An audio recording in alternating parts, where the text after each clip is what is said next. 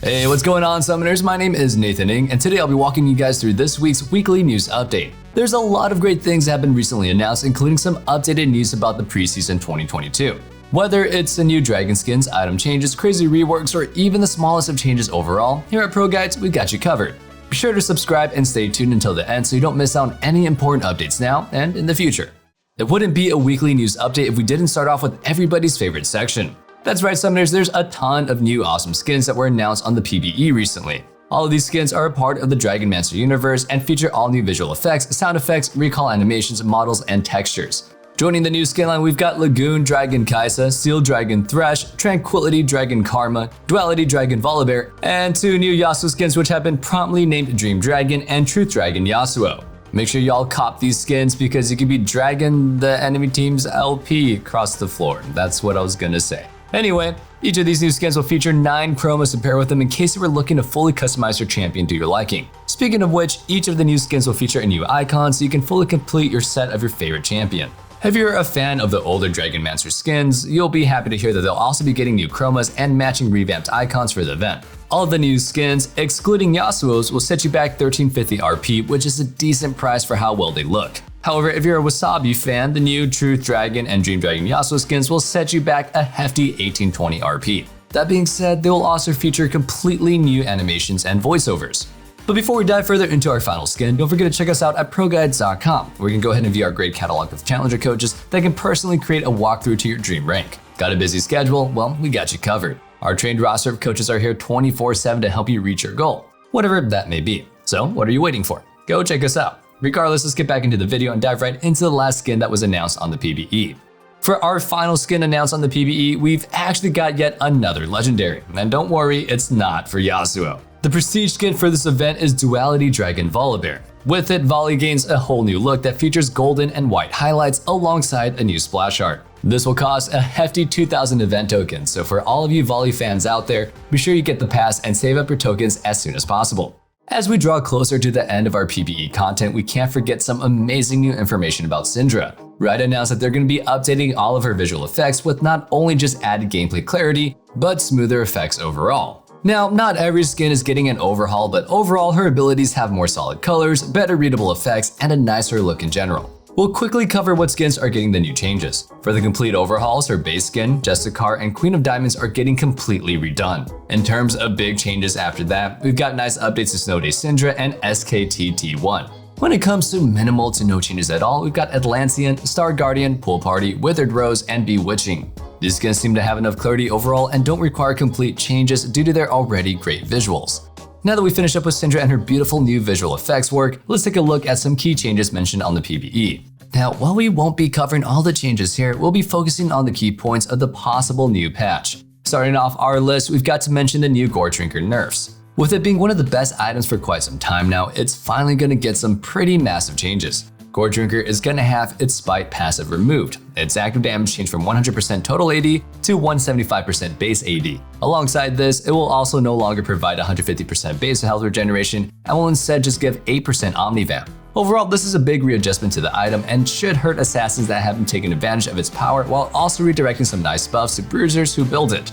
While we're on the topic of some big changes, we have to acknowledge the massive buff that Teemo may get. I say this in every single video, but I just have no idea why, Riot. His Q is going to have his cooldown reduced by 1 second, which is nice. But where it does get crazy is that his Q's blind duration is going to go all the way up to a max of 3 seconds. Alongside this, his Q's missile speed is going to be nearly double. Overall, these are some massive buffs to Teemo and should push him into the meta as a powerful answer to basic attack champions, as well as a nice way to provide your team with objective control. And I do not ever want Teemo to be in the meta. I just think that there's just some champions that shouldn't be played and be viable, you know? While the rest of the changes aren't super massive, we want to highlight the nerfs that both Conqueror and Ravenous Hunter will be receiving. For Conqueror, its adaptive damage per stack is going down from 2 to 5 to 2 to 4, and its overall duration is going to be reduced from 6 seconds to 4 seconds. As for Ravenous Hunter, its healing is getting nerfed again, but it's having its Omnivamp per stack reduced from 1.5% to 1.2%. Before we continue on with the video, don't think for a second that we've forgotten about everybody's favorite ProGuides tradition. For our question of the day, we want to know, what is one change that you're hoping to see Riot implement in the new season? Honestly, I'm still hoping for a system like a tribunal to come back so players can hold each other accountable. Regardless, let us know your answers in the comment section down below, and let's get back into the video.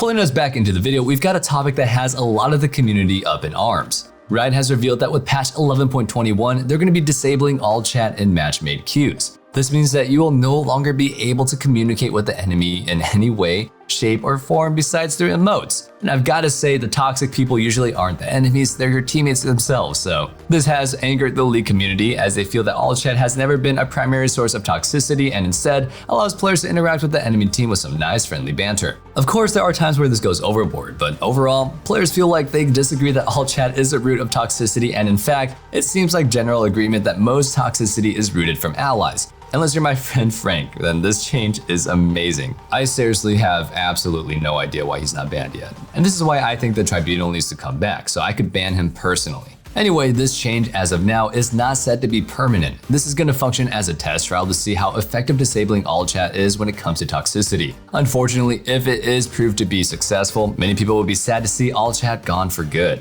Overall, whether you use all chat for banter or just to compliment the enemy team on a good play or their awesome skin, take advantage of it while you can.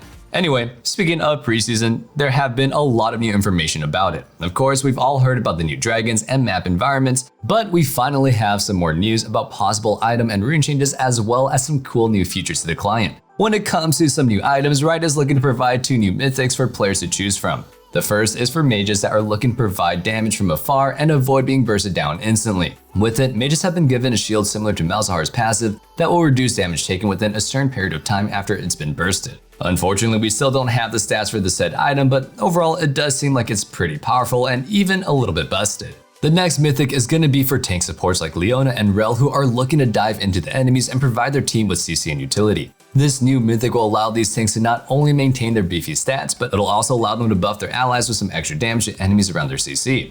If these mythics aren't your thing, then don't worry. Riot has also announced a few new legendary items. While these aren't as fleshed out, we do know that they're looking to provide tanks with a mana item that will provide a shield when they CC enemies. Now, for our mages, you'll be happy to hear that they're going to be getting a new item that will allow you to deal bonus damage to enemies who are recently shielded. Finally, mages will also have an answer to comps like Sona Seraphine. There are other ideas floating around, but these are the most solidified when it comes to items.